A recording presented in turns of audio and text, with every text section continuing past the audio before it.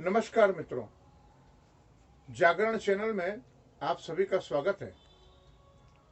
पिछले कुछ समय से जागरण चैनल के माध्यम से आपको सनातन धर्म के संबंधित विषयों जैसे ज्योतिष, वास्तु, तंत्र मंत्र, औषधि विज्ञान, जड़ी बूटी प्रयोग इत्यादि के महत्वपूर्ण जानकारियां आप तक पहुंचाई जा रही हैं।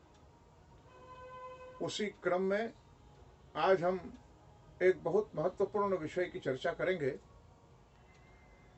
वास्तु क्षेत्र में रंगों का संयोजन एक बहुत महत्वपूर्ण और अनिवार्य विषय है। हमारे घर में, व्यावसायिक स्थान पर, उद्योग क्षेत्र में किस रंग का प्रयोग किया जाए जिससे हमें अपेक्षाकृत परिणाम प्राप्त हों, क्योंकि कई जगह देखा गया है रंगों का उचित चयन न होने के कारण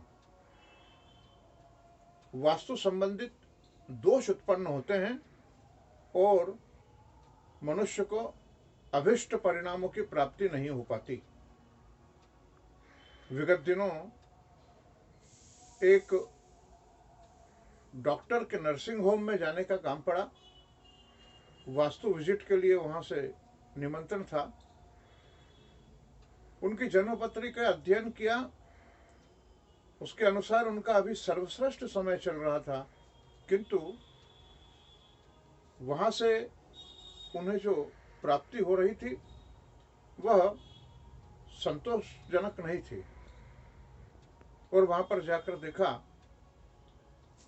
तो जो रंग उस भवन पर होना चाहिए, उन भवन के आंतरिक कमरों में भी जो रंग होना चाहिए, उन सब रंगों का संयोजन वास्तु के विपरीत था।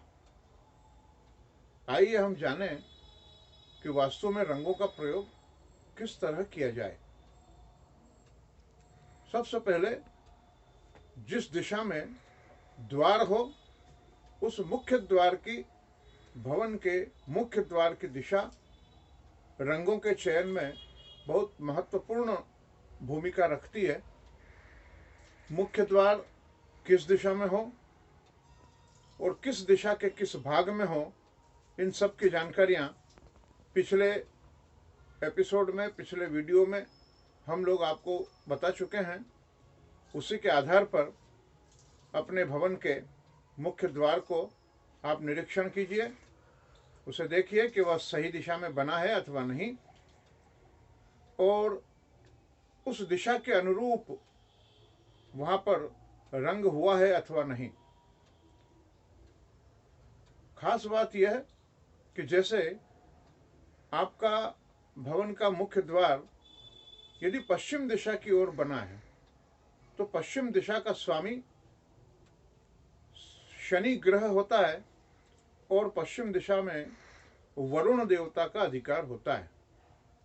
इस पश्चिम दिशा का कलर नीला कलर है, तो नीले कलर से संबंधित जितने भी शेड हैं, जितने भी रंग हैं, हल्का नीला से लेकर गहरे नीले तक, उनमें से किसी का भी प्रयोग आप पश्चिम दिशा वाले भवन के लिए कर सकते हैं। वह वास्तु के अनुरूप होगा और आपको वहां से अपेक्षाकृत परिणाम प्राप्त होंगे।